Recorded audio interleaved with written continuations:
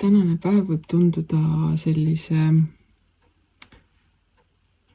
vaikse või nagu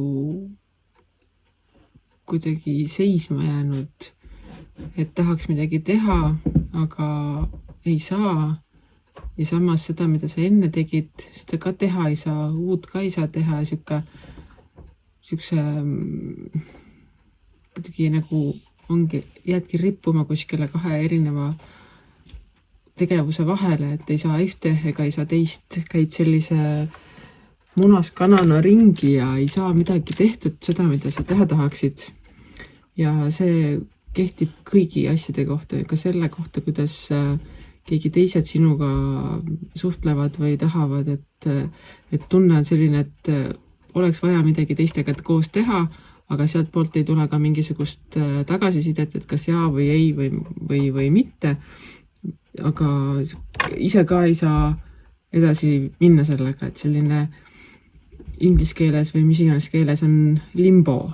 Et oled sellises olekus, kus midagi nagu ei toimi, aga sa saad aru, et midagi nagu peab hakkama toimuma, aga samas nagu ei toimu. Siuke kohe arusaamatu paigalseis.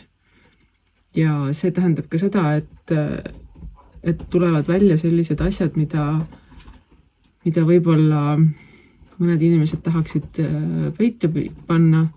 Võib-olla sa ise oled teinud midagi sellist, mille üle sa väga uhke ei ole, aga see kõik tuleb nii-öelda nüüd välja ja see võibki tekitada sellist olukorda, et ma nüüd ei tea, mida ma siis nüüd edasi teen või kas ma teen või mis nagu saama hakkab.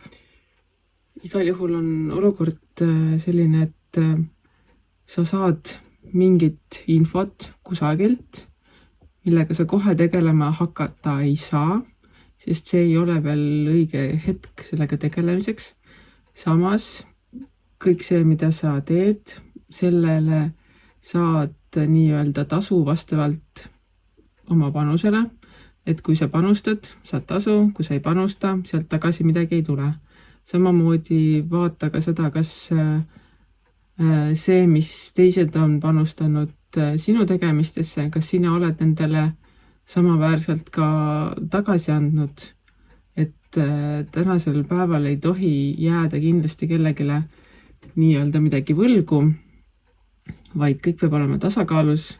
See küll ei pruugi tunduda see, et kohe täna midagi sellest muutub, aga pikas perspektiivis, pikas plaanis on see ikkagi kõige olulisem asi, et kõik asjad saavad tasutud õiglaselt, kas heaga või halvaga, igal juhul tasu saavad.